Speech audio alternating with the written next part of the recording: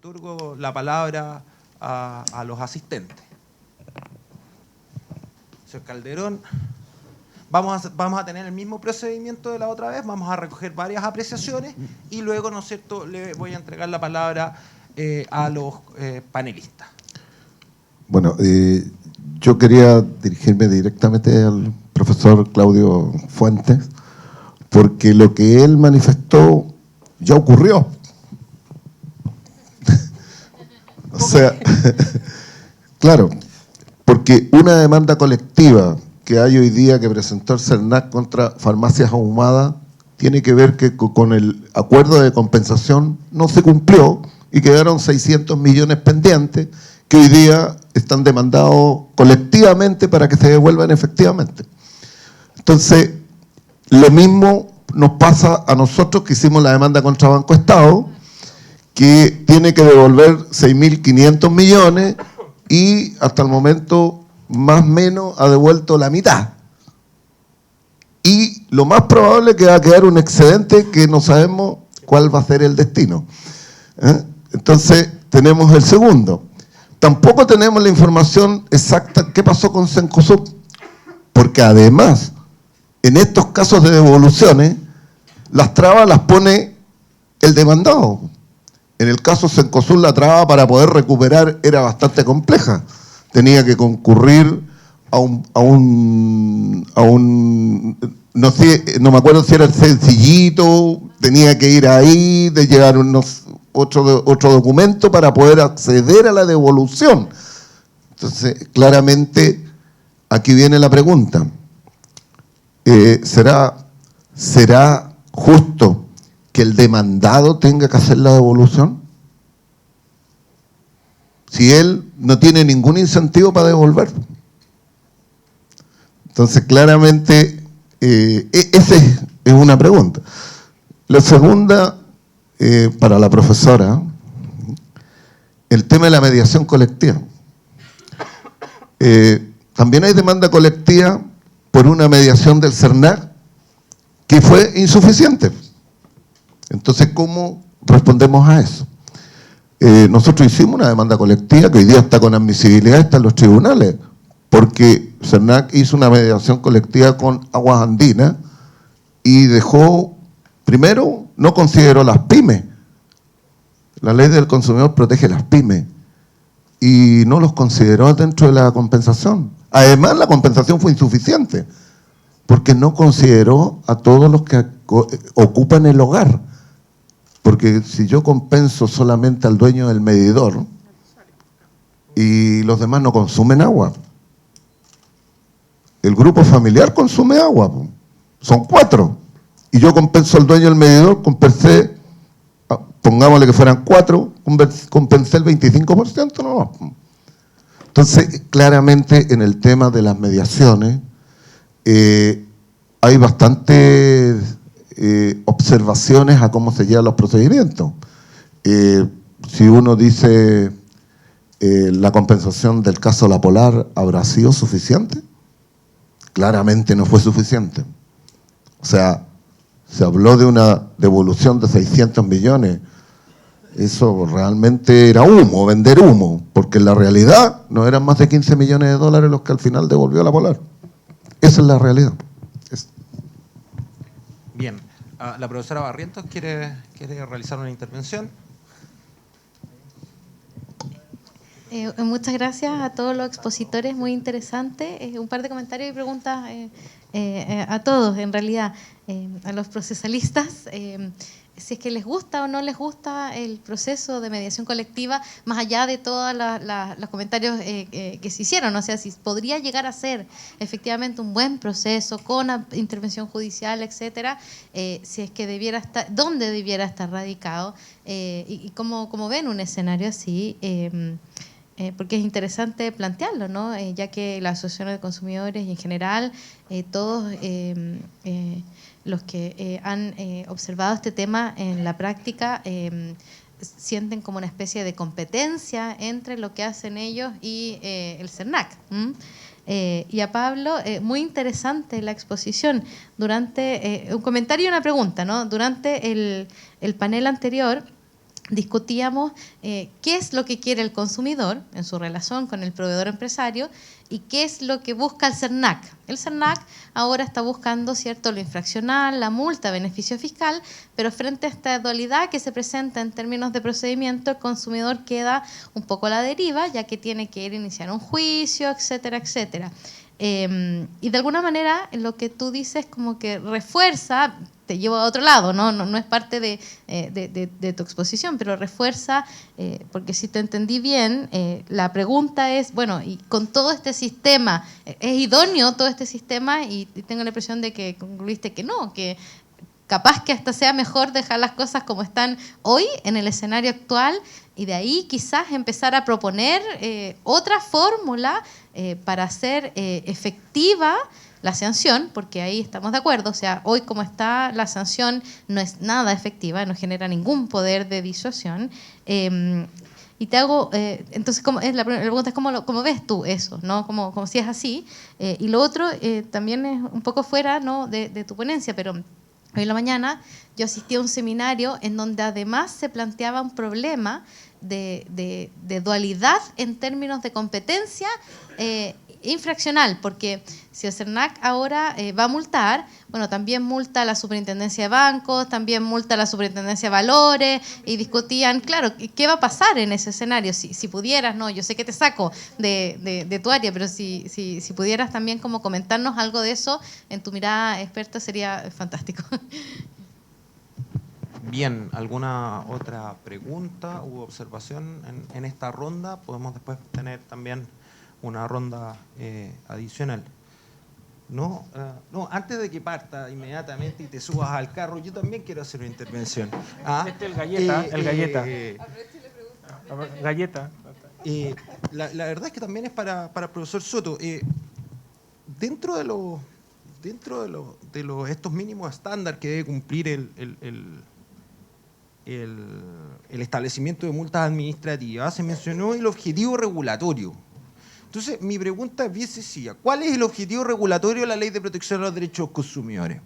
Y la pregunta es la siguiente. Dos empresarios celebran un contrato, dos pymes, por ejemplo, celebran el contrato y una le incumple el contrato a la otra. Por ejemplo, suministro de redes de información, por ejemplo. Cambiemos, ¿no es cierto?, dos pymes, ¿no es cierto?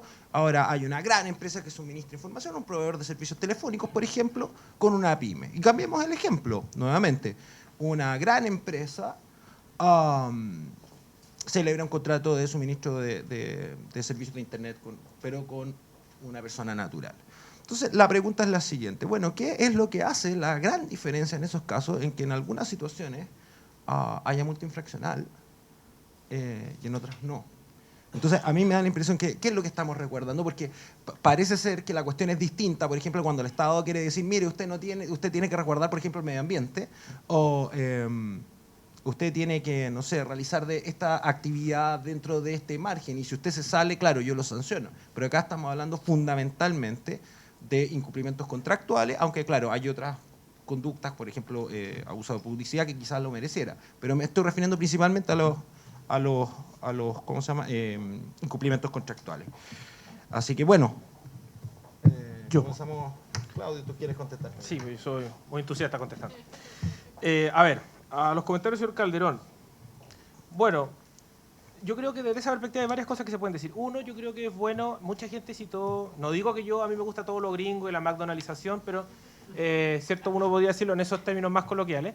Pero yo creo que también hay que mirar otros sistemas. Y en esto, en mi experiencia al menos, el sistema norteamericano tiene mucho ya pensado. No digo que hay que copiar todo, hacer un copy-paste nunca es tan bueno, pero vale la pena investigar. Y les voy a decir algo muy interesante. Yo preparando esta ponencia, encontré más papers en inglés que hablan del sistema de consumidor chileno, comparándolo con el estadounidense, que papers en castellano sobre el mismo tema. Lo que dice algo sobre el tema, ¿cierto? Ahora, sobre los comentarios, yo creo que aquí hay varios problemas que uno puede ver. El primer, uno puede preguntarse por qué las personas no hacen valer el beneficio y que eso es lo que genera. Bueno, lo primero es cómo se les avisa. Eso es uno ve acá el proyecto que de hecho comentaba Maite, hay una fe absoluta en el Internet, y no es que a mí no me gusta el Internet, a mí me gusta el Internet también, pero lo vamos a publicar en la página web del CERNAC y además lo vamos a publicar en un par de diarios. Bueno, ¿y por qué no? Bueno, esto puede ser un exceso. Mensaje de texto a todo el mundo. ¿Cuántas veces hay que publicarlo en el diario? En general, lo que uno ve, parte de las discusiones de acuerdo en Estados Unidos es, para yo asegurarme que una buena cantidad de personas hagan valer el beneficio, yo tengo que discutir con mucho detalle cómo yo les voy a avisar de esto. Y esto supone, no digo que acá tiene que hacer igual, pero establecer un plan detallado de aviso, distinguiendo los distintos tipos de plataformas en que se les va a avisar. ¿Cuántas personas vamos a aspirar a avisarles por internet? ¿A cuántas por carta? ¿A cuántas por otro tipo de mecanismo? Esto solo es posible si en la discusión del acuerdo haya alguien que diga, mire, yo creo que las potenciales personas beneficiadas por este acuerdo van a ser tantos miles de personas. Si esa discusión no se da en el contexto del acuerdo, es muy difícil saber qué tanta notificación, por decirlo así, tenemos que tener. Esa es una discusión clave. Y por lo menos cuando uno puede ver acá una de las normas del procedimiento de lo que se propone, uno puede decir, mire, acá hay muchos temas que se tienen que discutir para que el acuerdo sea suficiente. Uno, el cálculo de las devoluciones. 2, el cese de la conducta. 3, la forma en que serán efectivas los términos del acuerdo y el procedimiento por el que el proveedor efectuará las devoluciones. Los procedimientos por los que se cautelará. Bueno, ¿y qué pasa con la forma de aviso? Eso pareciera ser tremendamente importante y yo no veo tanto desarrollo en eso. El problema que usted relataba respecto de Aguas Andinas, si es que lo entendí bien, pareciera ser cómo yo defino los potenciales beneficiados. Y eso también es parte del acuerdo. ¿A quién este acuerdo va a alcanzar? ¿Y por qué hay un problema? Porque yo no sé tanto el CERNAC, pero por todo lo que ha dicho la gente acá, pareciera que acá se asume implícitamente que los intereses del CERNAC son los mismos que los intereses del consumidor. Es como implícito. Pero lo que ustedes también me cuentan es que no funciona así. Entonces, por lo tanto, ya no podemos operar sobre esa base. Tiene que haber un tercero, entonces, que defina esto, aparentemente. Y respecto al comentario de Francisca, a mí me genera muchas sensaciones esta cosa. Pero dentro de las sensaciones que me genera una de ellas es problema, porque a mí me parece particularmente complejo que no haya autorización judicial y que la sola decisión de la dirección regional zanje para muchas personas que no participaron en la negociación este conflicto y que solo les dé, ¿cuánto es? 30 días. 30 días para poder retirarse. 30 días es nada, es absolutamente nada. Y más encima si eso va acompañado de una forma de notificación bastante sencilla que no tenemos forma de cómo medir a cuántas personas va a llegar. Ese es un problema. Y aparte está el hecho de los conflictos de interés que a mí me parece bastante complicado. Eso, ya me quedo callado. Profesora Aguirre Zavala. Yo quiero complementar las ideas de Claudio en el sentido de... aquí hay dos problemas grandes. Uno, los procesos colectivos son escandalosos desde el punto de vista del debido proceso. ¿Por qué? Porque, como decía Claudio, yo estoy afectando con una sentencia a personas que ni siquiera han sido parte en el proceso, ¿ya? O sea, esta famosa representación de ausente que en Estados Unidos se denomina la representatividad adecuada y por eso es que se cuida tanto la participación del órgano jurisdiccional en el proceso en la class action. Ahora, hay otro problema y es riesgoso desde el punto de vista de la demanda que usted interpuso porque se lo van a alegar, si es que conocen el procedimiento se lo van a alegar. La sentencia que se dicta en un proceso colectivo produce efecto erga omnes, ¿ya? Que es el segundo escándalo. El primero es la representación de ausente, el segundo que, habiendo representación de ausente, esta sentencia produce efecto erga omnes, lo que está bien si consideramos que la naturaleza de los intereses que se defienden en un proceso colectivo, al principio son indivisibles, ¿ya? Aunque está el tema de los individuales homogéneos, entonces por el principio produce efecto erga omnes y por lo tanto se cuida tanto el sistema de publicidad, se cuida tanto el sistema del opting out y se cuida tanto el sistema de la reserva de acción, ¿ya? Si yo me planteo así, digo, bueno, si la sentencia que se dicta en un proceso colectivo produce efecto erga omnes, el acuerdo al que se llega extrajudicial también produce efecto erga omnes. Claro, y la transacción a la que llegó el CERNAC con Aguas Andinas en principio produce efecto para todos los consumidores. Por lo tanto, si usted me planteara a mí la demanda, yo le alegaría la cosa juzgada. O le alegaría, no sé, la independencia o algo, porque en principio parece extraño, parece no entenderse el objetivo de cuál es esa mediación. Ahora, ahí usted tiene otro tema, que es que la mediación colectiva que llega al CERNAC es desformalizada, que no se protegió el derecho de defensa de todos los consumidores, que no están todos citados, y tiene una serie de garantías que pueden haber estado infringidas en el procedimiento que hizo CERNAC, pero podría ser un tema desde el punto de vista judicial.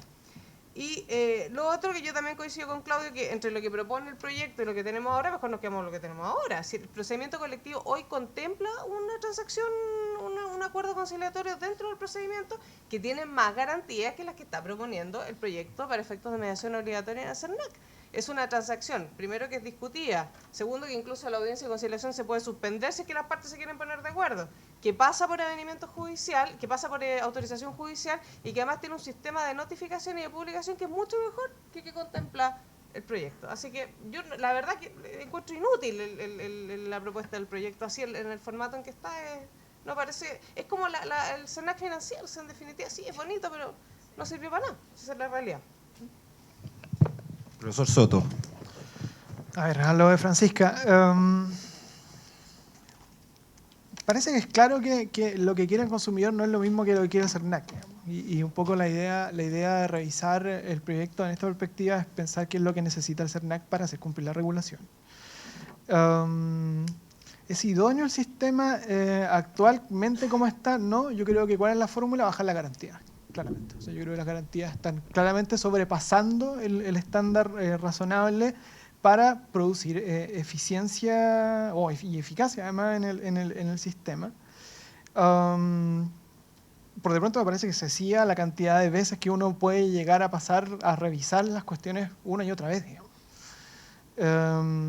Yo creo que no podemos llegar a la Corte de Apelaciones por de pronto.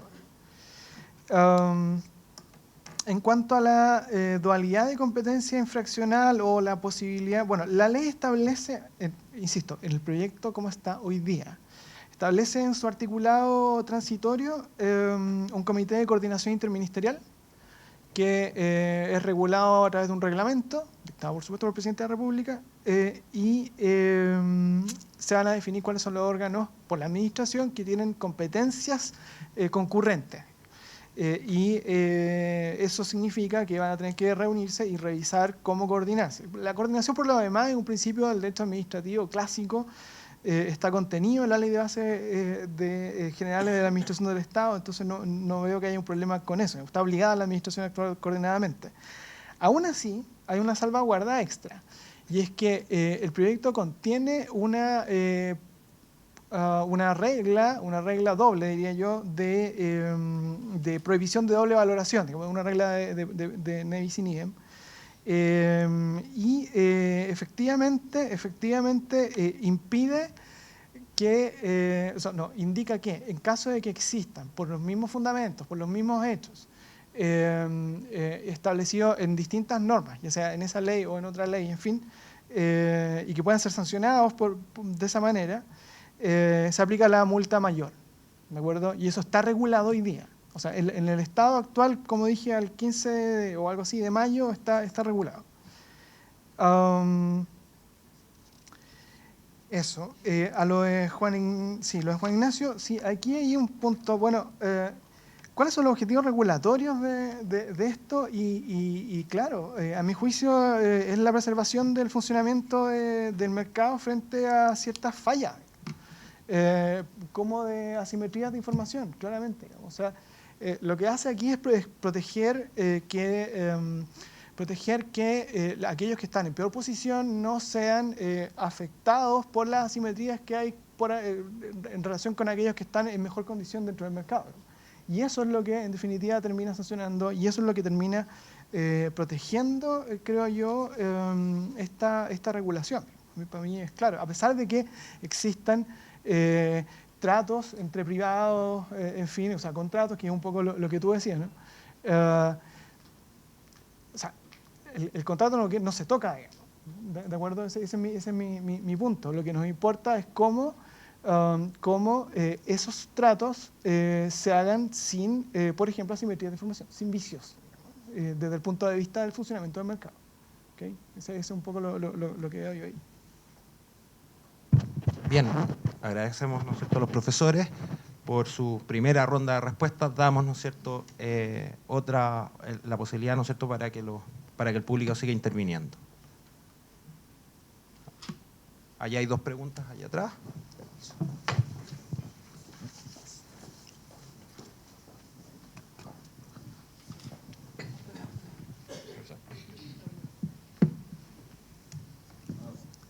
Primero que todo, buenas tardes. Me sumo a todas las palabras de agradecimiento que se han señalado anteriormente respecto a este seminario.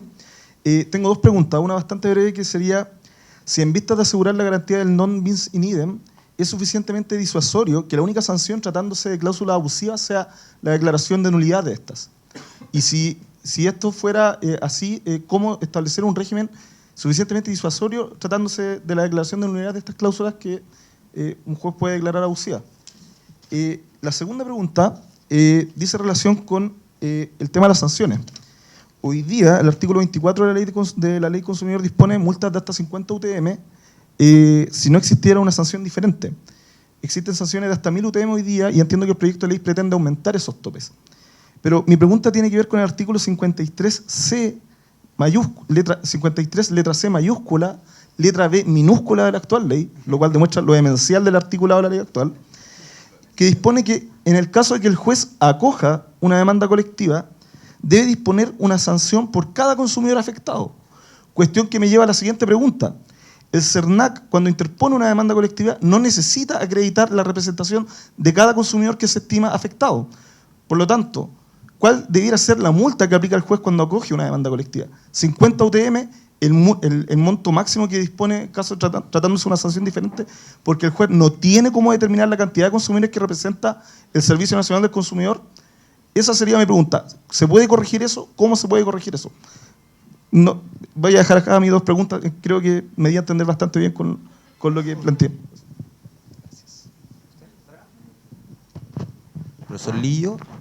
Sí, una pregunta muy corta nomás, que me pareció muy interesante lo que comentó Pablo respecto de la revisión judicial y como recurso de apelación encubierto en el juzgado de policía local.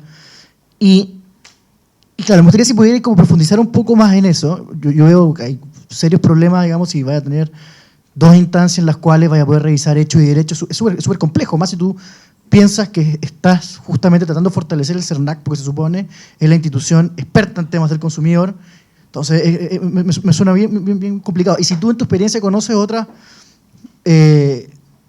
procedimientos administrativos o de carácter infraccional donde exista un proceso de revisión judicial similar a este.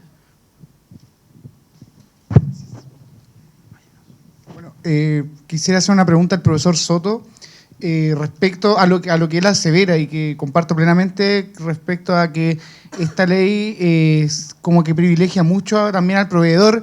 Basta ver la discusión de ley cuando se establece esta como sanción alternativa de generar charlas o capacitaciones sobre temáticas de consumo, porque se consideraba que al proveedor se le estaba atacando mucho con esta reforma de la ley, así se dice en la discusión de la ley.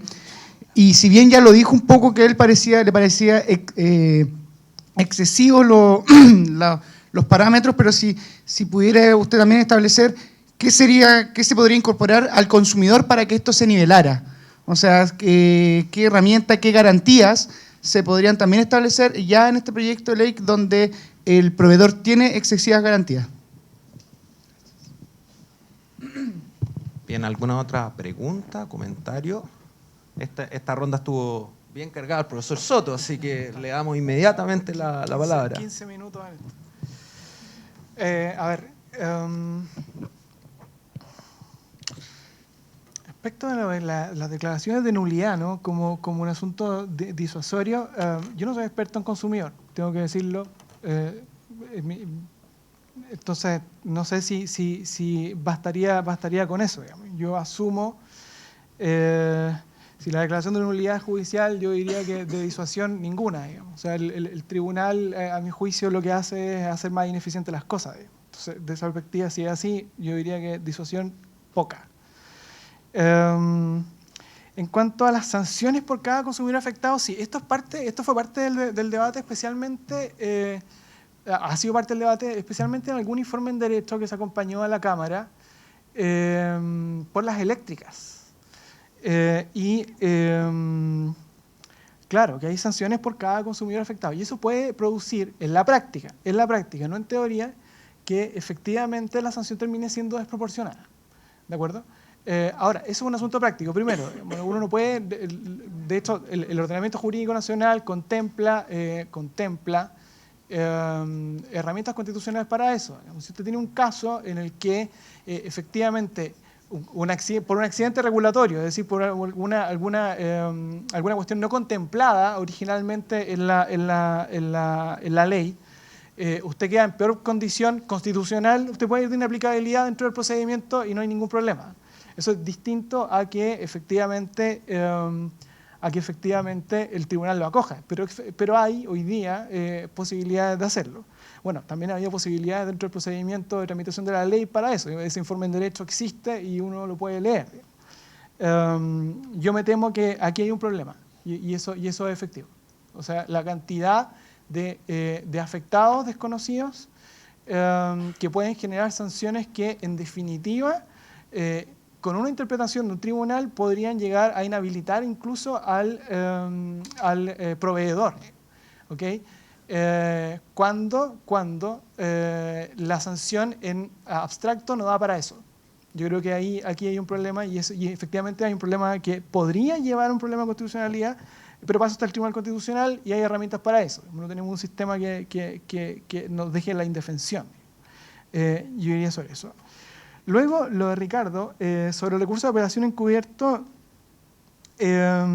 sí, lo que pasa es que la ley dice, o el proyecto de ley habla de que se trata de un reclamo de legalidad en donde el juez podrá, y esto es lo raro, revisar cuestiones de forma y de fondo, ¿de acuerdo? Entonces, el reclamo de legalidad originalmente está pensado para, en casos como lo que tú estabas hablando, en donde hay especialistas en la administración, uno solamente puede revisar que se ajustó o no a derecho. Es decir, que los contornos de la decisión efectivamente satisfagan un estándar de legalidad. Lo que debería decir ¿es legal? No es legal. Bien, eso es todo. Pero cuando da un paso extra y dice, no, aquí hay que revisar las cuestiones también de fondo asociadas, como digo, pareciera ser una apelación encubierta. O sea, cualquier juez podría decir, bueno, tengo que revisar cuestiones de fondo en esta legalidad, entonces en ese caso meto al mérito también. Yo creo que en estos casos la regla debería ser la deferencia. Sí o sí, tomando en cuenta que se trata de un órgano que es especializado. Si no, ¿para qué tenemos órganos especializados? Bien, eso ya es un estándar que tenemos fijado desde Chevron en el caso estadounidense y que ya está claro. Lamentablemente acá no lo conocemos así porque tenemos un fetichismo con los jueces y creemos que los jueces son los garantes de absolutamente todos los derechos del mundo. Bien, por supuesto, tienen que pensar que yo me dedico al administrativo y ustedes entienden que creo que está... exactamente.